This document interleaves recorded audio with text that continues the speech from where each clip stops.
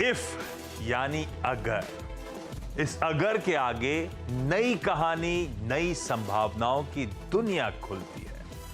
वर्तमान और भविष्य के बीच सेतु की तरह ये अगर कई कठिन सवालों के जवाब मुकम्मल कर लाता है, क्योंकि जमाना जब ब्लैक एंड व्हाइट का था वो अब है नहीं। इसलिए शेयर मार्केट भी इन दिनों कई सारे इफ्स एंड बट्स के बीच से गुजर रहा है। निवेशकों के सामने ग्लोबल ग्रोथ, जियोपॉलिटिक्स, युद्ध, क्रूड, फेड और चुनाव से जुड़ी ढेरों अनिश्चितताएं हैं। इन्वेस्टर्स की इन्हीं उलझनों को सुलझाने के लिए, आने वाले दिनों की तैयारी कराने के लिए हम लेकर आए हैं तमाम तरह के इफ के जवाब।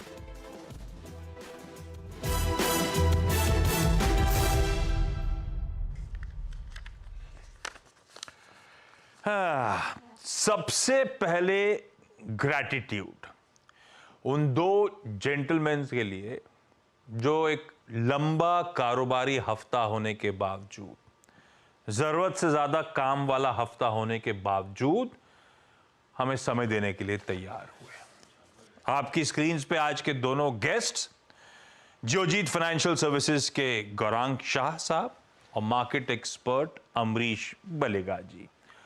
आप दोनों का धन्यवाद और तहे दिल से शुक्रिया। मैं जानता हूं एक टफ वीक है आप दोनों के लिए भी।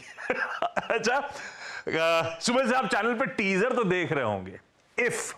तो आई एम श्योर थोड़ा सा कंफ्यूजन हो रहा होगा। इवन हमारे न्यूज रूम में कंफ्यूजन है कि आज ये टीम करने क्या जा रही है।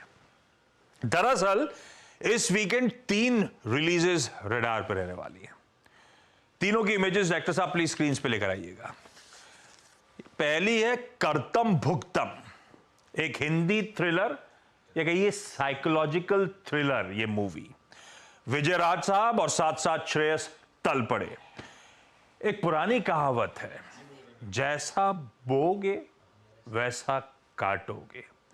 ये मूवी उसी थीम, उसी प्रेमाइस पे बेस्ड है और ट्रेलर बहुत इंटरेस्टिंग। इसके अलावा 2 और थी, ये दोनों इंग्लिश एनिमेशंस हैं।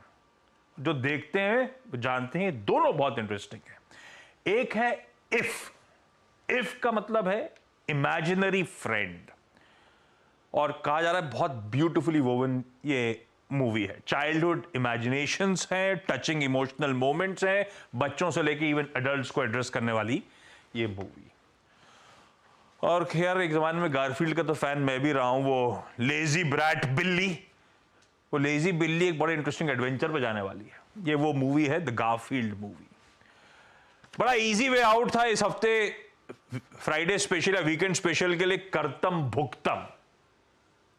पर इजी वे पे जा नहीं रहे हम लोग, हम जाएंगे इफ के साथ इस हफ्ते के लिए। इफ यानी कि कई सारे बड़े इवेंट से पहले की अनसर्टेनिटी। क्या होगा, कब होगा, क्या करना है, अरे तमाम तरह के सवाल है हम सबके जहन में। ये सवाल इस समय ज्यादा इंपॉर्टेंट थे, इसीलिए इस मूवी के थ्रू उन सब सवालों के जवाब ढूंढने की होगी कोशिश। अमरीश को दिखाई, दोनों को दिखाइए स्क्रीन पे। अमरीश, अनसर्टेन टाइम्स हैं, इलेक्शन वर्डिक्ट, वो फेड के मूव्स, वो मॉनसून, सब कुछ अनसर्टेन और बड़े बड़े इवेंट्स आने वाले समय में प्ले आउट होने जाने वाले। इन बड़े इवेंट्स के अनफोल्ड होने से पहले इन अनसर्टेन टाइम्स पे इनकी तैयारी कर लेना समझदारी है ना? आइडिया ठीक है ना? एब्सोल्युटली, क्योंकि ये सब इवेंट्स बाइनरी है, क्योंकि यहाँ से आइदर मेजर अपसाइड हो सकता है या अ वेरी डिसेंट डाउनसाइड हो सकता है। क्योंकि मुझे लगता है कि जब तक I think the first event जो है इलेक्शन रिजल्ट्स का है, जो जून 4 को आने वाला है, तब तक क्लियरली आई थिंक मार्केट्स एक दायरे में रहेगा। मुझे लगता है कि नीचे में 21,800 और ऊपर में 22,650 इसी रेंज में रहेगा, पर काफी वॉलेटाइल रहेगा। आता हूं मार्केट की चाल वाल पे, सब पे आऊंगा। गौरांग सर, कर्तम भुक्तम, as you sow shall you reap, ये तो बनती है, जाके देखना। फाइनली चले जाओ सर। ये पहले तो धन्यवाद इस मंच पर आमंत्रित करने के लिए, और आप सभी को शुभ दिन हमारे तरफ से। तो ये इस चित्रपट को देखने के लिए हम बिल्कुल प्रयास करेंगे, क्योंकि इसका जो शीर्षक है वही मेरे ख्याल से अपने आप में काफी है ये बताने के लिए कि इस चित्रपट की जो दृश्य है और जो विषय है उसको लेकर के हमें क्या देखने मिलेगा। लेकिन ये जो आपने विषय लेकर के आए हैं इस कार्यक्रम का, अगर मगर किंतु परंतु जीव जंतु, इस श्रेणी में जो आपने 6 प्रश्न हमसे पूछे हैं, इस ऐसे कठिन प्रश्न तो हमने ना तो हमारे जो प्राइमरी स्कूल है वहां पर दिया था, ना सेकेंडरी में, ना पोस्ट सेकेंडरी में जो FYJC SYJC या फिर उसके बाद जो डिग्री कॉलेज होता है उसके बाद जो हमने पढ़ाई की है वहां भी इस तरह के कठिन प्रश्न नहीं पूछे। तो ये प्रश्न पूछने के लिए आपको शास्त्रार्थ दंडवत प्रणाम। गौरांग सर, वो school, primary, secondary, FYJC SYJC वो सब पुरानी बात है। आज की डेट में हम लोगों के लिए आप लोग मार्केट वेटरन्स हो, तो सवाल भी बदल जाएंगे ना उस हिसाब से। अच्छा, अब ये इफ्स की सिनेरियो पेंटिंग एक्सरसाइज की शुरुआत करता हूं, और आई एम श्योर जब आप सुनोगे ये सारे सवाल आप सबके जहन में भी होगा इनसे रिलेटेड कई सारे, मतलब करना क्या चाहिए, क्या तैयारी हो, क्या करना है। पहला सबसे इंपॉर्टेंट जो अमरीश ने बात छेड़ी थी उसी से शुरू करूंगा। सबसे इंपॉर्टेंट इवेंट हम सबके सामने खड़ा हुआ है, जनरल इलेक्शंस 2024 का वर्डिक्ट। 4 फेज निकल चुके हैं, अब तस्वीर और क्लियर होगी धीरे धीरे करके, वो समय पास आ रहा होगा। गौरांग सर, आपके पास पहले वो नारा है, अब की बार 400 पार, सच हो गया तो? मैं इसीलिए पूछ रहा हूं हम लोग, अब इसका मतलब अगर वाकई सच हो गया, कितना भी बाजार ने फैक्टर इन करा हो, इस तरह का हो गया, तो फिर एक बाजार में शायद बड़ा गैप अप की तैयारी हो रही होगी। तो बाजार की तस्वीर अपनी जगह, हम रिटेल इन्वेस्टर्स अपने आप के पोर्टफोलियोज को कैसे रीजिग करेंगे, रीडिजाइन करेंगे, क्या चीज खरीदूंगा मैं, क्या पोर्टफोलियो में टॉप अप करूंगा अगर वाकई ऐसा हो गया, ये नारा सच हो गया, इफ 400 पार सच हो रहा है। गौरांग सर, आपका पोर्टफोलियो रिलेटेड अप्रोच क्या रहेगा? कौन सी की थीम्स, कौन से स्टॉक्स, क्या टॉप अप करने की मैं तैयारी करूंगा?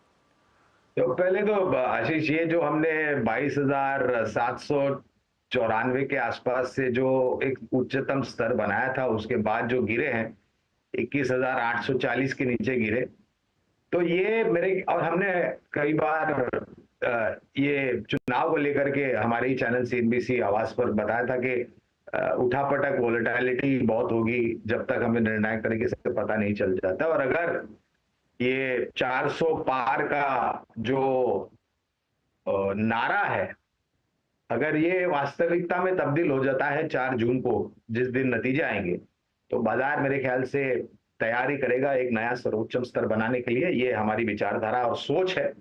और अगर ऐसा होता है तो, और उसके पश्चात भी हमें काफी कुछ देखने मिलने वालेगा आने वाले कई सालों तक।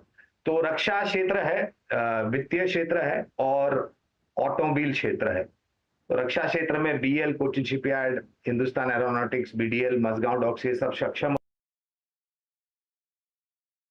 क्षेत्र में सरकारी और निजी क्षेत्र की बैंक्स, एक्सिस, ICICI, HDFC और SBI, कैनरा, PNB सरकारी बैंकों में। ऑटो क्षेत्र में टाटा मोटर्स, M&M ने तो एक बहुत बड़ा मेरे ख्याल से सकारात्मक से आंकड़े लेकर के आए, तो M&M होगा, बजाज ऑटो होगा और हीरो मोटोकॉर्प। अगर 400 पार का जो आगाज दिया है प्रधानमंत्री जी ने, ये वास्तविकता में परिवर्तन हो जाता है। ये सबसे इंपॉर्टेंट था। अब की बार 400 पार अगर सच हो रहा है तो बाजार तो खैर नए रिकॉर्ड जड़ने की तैयारी कर रहा होगा। जो भी डाइजेस्ट कर रखा हो, फिर भी एक बड़ा पॉजिटिव सरप्राइज होना है, वो हो जाएगा गैप अप वगैरह। जो पोजीशन कर रहे होंगे अपने आप को स्मार्टली, उसके लिए बेट कर रहे होंगे, उनके लिए अपनी जगह। किन स्टॉक्स को टॉप अप करना है, किस तरह की सेक्टर्स को रुझान या फोकस में रखना है, हमें डिफेंस पे ध्यान रखना है। ये सरकारी डिफेंस कंपनीज, गौरांग सर ने तमाम नाम ले डाले। हमें फाइनेंशियल, चाहे सरकारी बैंक हो चाहे प्राइवेट बैंकिंग मेजर्स हो, उनको रडार पे रखना है। और ऑटोज एक प्रेफर्ड गो टू पॉकेट हो सकता है। रडार पे सेक्टर्स और इनसे जुड़े ये स्टॉक्स रखिएगा। इवेंट अगर प्ले आउट होता है, ये है प्रेफर्ड पिक्स गौरांग सर की। इसी का इलेक्शन, मैं ज्यादा इलेक्शन की सिनेरियो पेंटिंग नहीं करूंगा। जो लाइकली, ये थोड़ा सा अनलाइकली सिनेरियो हो सकता है, मुझे नहीं पता। जो हो सकता है दूसरा सिनेरियो जिसकी मैं बात कर रहा हूं, शायद अमरीश, एक कंफर्टेबल मेजॉरिटी पर शायद एक लैंडस्लाइड नहीं, शायद वो 400 वाला सिनेरियो ना प्ले आउट होता हुआ नजर आए। तो इस केस जो शायद ज्यादा लाइकली सिनेरियो अभी मान के चलता हूं मैं, अगर वाकई ऐसा हो रहा है तो मार्केट्स कैसे रिएक्ट कर रहे होंगे, गिवन जैसा आज पोजीशन है वैसे ही हम उतर रहे हैं, मान लो आप 4 तारीख के उस वर्डिक्ट के दिन, मार्केट्स कैसे रिएक्ट करेंगे, और फिर स्टॉक स्पेसिफिक, थीम स्पेसिफिक आपका रुझान क्या रहेगा? देखिए, मार्केट्स को नॉर्मली पसंद है गवर्नमेंट का कंटिन्यूटी, और ये काफी अच्छी तरह से मार्केट ने डिस्काउंट कर चुका है। इनफैक्ट मार्केट ऑलरेडी डिस्काउंट कर चुका है कि possibly it will closer to 400 plus. पर जैसे कि आपने कहा, and I mean this is my view also, कि शायद 400 प्लस का लो प्रोबेबिलिटी होगा। I think decent probability and most likely scenario होगा कंफर्टेबल मेजोरिटी, जिसके बारे में अभी आपने बात की। तो यदि कंफर्टेबल मेजोरिटी होता है, ये this is surely positive in the longer run. पर इन द शॉर्ट रन जिस हिसाब से मार्केट ने डिस्काउंट किया already, that 400 close to 400 sort of majority will come, तो शायद थोड़ा बहुत डिसअपॉइंटमेंट हो। तो इस सिनेरियो में शायद थोड़ा बहुत करेक्शन हो सकता है। I am not talking for deep correction, पर आई मीन सिंस हम लोग अभी close to the new I mean high है, तो यहाँ से शायद एक डिसेंट करेक्शन आ जाए, but that will be a buying opportunity.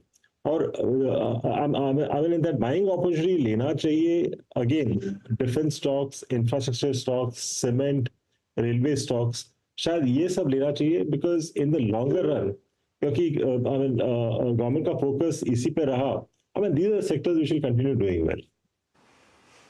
हाँ, मुझे नहीं पता, हो सकता है 400 प्लस पॉसिबिलिटी हो, हम उसकी तैयारी कर रहे हैं। हो सकता है कंफर्टेबल मेजॉरिटी का सिनेरियो प्ले आउट हो।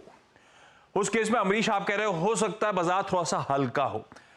कई लोग कहते हैं इलेक्शन से पहले बाजार चला नहीं, तो शायद ओवर हीटेड नहीं है, लेकिन हीटेड है फिर भी मार्केट, और ये सिनेरियो अगर प्ले आउट होता है तो हो सकता है मार्केट थोड़े से करेक्ट हो, और फिर जो सरकार की थीम्स थी वो जस की तस वैसे ही प्रोमिनेंस गेन करेंगी। क्या की थीम्स थी?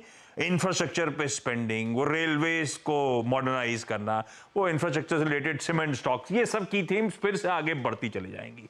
इस पॉकेट को, इन थीम्स को, इनसे जुड़े स्टॉक्स को आप रख सकते हैं अपने रडार पे। इलेक्शन रिलेटेड वर्डिक्स पे मैं यही 2 थीम्स को प्राइस इन कर रहा हूं, मतलब इन्हीं पे चर्चा कर रहा हूं, इन्हीं की सिनेरियो पेंटिंग कर रहा हूं। इसके बाद मैं आगे बढ़ रहा हूं, दूसरा इंपॉर्टेंट एक और सिनेरियो प्ले आउट हो सकता है, वो है फेड रिलेटेड, जो ग्लोबली बहुत इंपैक्टफुल है, और उतना ही तवज्जो हमारे भारतीय बाजार भी उस इवेंट के प्ले आउट पे होते हुए देंगे। अगर Fed ahead of the curve दरों में कटौती करना शुरू कर देता है तो क्या करें? गौरांग सर, वैसे फेड क्या करेगा किसी को नहीं पता। साल जब शुरू हुआ था, मुझे याद है हम लोग चैनल पर डिस्कस करते थे गौरांग सर कि मार्च तक डिस्काउंट कर रहा है बाजार, फेड काटना शुरू करेगा। मार्च आते आते समर्स की बात होने लगी, समर आते आते साल के अंत तक फिर बीच में आंकड़े ऐसे आए कि कहने लगे शायद घटे ना बढ़ जाएं, पर फिर भी हम एक साल के अंत में 1 दरों में कटौती फैक्टर इन कर रहे थे, हम मतलब ग्लोबली प्राइसिंग किया जा रहा था। और अभी इन्फ्लेशन के नंबर्स आए, वो 1 कटौती की जगह उम्मीदें जाग गई 2 कटौती की तरफ। होगा क्या किसी को नहीं पता, पर अगर ऐसा हो, इलेक्शंस उनके यहां भी सामने खड़े हैं, और कहा जाता है डांट फटकार के हो जाता है काम आमतौर पे। अगर तो यूएस एफओएमसी ने, यूएस फेड ने अहेड ऑफ द कर्व दरों में कटौती शुरू कर दी, काट दी, तो फिर किस तरह की थीम्स पे बेट करूंगा, किस तरह के स्टॉक्स रडार पे रखूं? अगर ऐसा इवेंट प्ले आउट हो रहा है, क्या भरना है मुझको? तो सबसे पहले तो मेरे ख्याल से ये मेरी विचारधारा है आशीष, मैं ये देखूंगा कि हमारे देश में मॉनेटरी पॉलिसी कमेटी और आरबीआई क्या वक्तव्य रखते हैं ब्याज दरों को कटौती को लेकर के। लेकिन प्रश्न है अमेरिका के ऊपर, फेड के ऊपर और पावेल साहब के ऊपर। तो मुझे तो ये भी लग रहा है कि खुद पावेल साहब को ये नहीं पता है कि वो कब काटेंगे। ये तो लोग अपनी विचारधारा और बुद्धिमत्ता का प्रयोग कर रहे हैं कि पहले आधे में 2 कटौती होगी, दूसरे आधे में 4 कटौती होगी। तो जब काटेंगे तब काटेंगे, लेकिन हाँ, अगर कटाई शुरू हो जाती ब्याज दरों में तो एक कंफर्ट जोन हो जाएगा। नकदी को लेकर के शायद परिस्थिति और सुधरेगी, और उस समस्या में या उस परिस्थिति में हमें लग रहा है कि पहले तो आईटी पर एक सकारात्मक रुझान आना चाहिए, और दूसरा है कैपिटल गुड्स इंजीनियरिंग। तो आईटी में TCS, HCL tech, tech Mahindra, शायद केपीआईटी टेक जैसी कंपनियां हैं, दिग्गज और मझौली छोटी आईटी क्षेत्र की कंपनियां, और कैपिटल गुड्स इंजीनियरिंग में L&T, ABB, Thermax, KEC international जैसी कंपनियां हैं जहां पर आपको नजर रखनी चाहिए। लेकिन मैं फिर भी कहता हूं कि it will be data dependent, और ये पॉल साहब ने खुद बोला है कि जैसे जैसे डेटा सपोर्ट करेगा अमेरिका में, वैसे वैसे ब्याज दरों में तब्दीली। डेटा डिपेंडेंट, ये हमेशा आके वो कहते भी रहते हैं, पर जब थोड़ा सा हॉकिश साउंड करना था तो वो उतने हॉकिश साउंड भी नहीं कर रहे थे, तो इसीलिए और होप जाग गई। क्या पता इलेक्शन से पहले बहाना ढूंढ ले फेड। खैर ऐसा होगा तो हमारे पास उसकी तैयारी है। किस तरह के स्टॉक्स पे दाव लगाना है गौरांग सर ने हाईलाइट कर दिया। नकदी बढ़ेगी सिस्टम में, नकदी तो वैसे सिस्टम में बहुत है, और बस ये हो रहा है कि हमारे बाजारों की तरफ चैनलाइज नहीं हो रही इस समय। आता हूं अगले सवाल पे, इसी से जुड़ा हुआ इंटरेस्टिंगली। अमरीश, आपके लिए अगर एफआईआईज वापस if they start betting big on India, फिर से दाव लगाना शुरू कर दें, खूब पैसा आना शुरू हो जाए, कौन से स्टॉक्स पोर्टफोलियो में भरेंगे? अच्छा, ये इंपॉर्टेंट इसीलिए है कि एफआईआईज की ताबड़तोड़ सेलिंग चल रही है। मंथ टिल डेट, अभी मई के मिड में खड़े हैं हम, मंथ टिल डेट 37-38 हजार करोड़ रुपए एफआईआईज बेच चुके हैं। ईयर टिल डेट, आधा साल निकला नहीं है, एफआईआईज ने 1,21,000 करोड़ रुपए की सेलिंग कर डाली है। लौटे तो जमकर बरसेगा। अमरीश, अगर वाकई ऐसा सिनेरियो प्ले आउट होता है, हु नोस, ये फेड हो या कोई और रीजन के थ्रू हो, क्या पता वर्डिक्ट के थ्रू हो, क्या पता बजट जो आए ऐसा कुछ आ जाए, मुझे नहीं पता।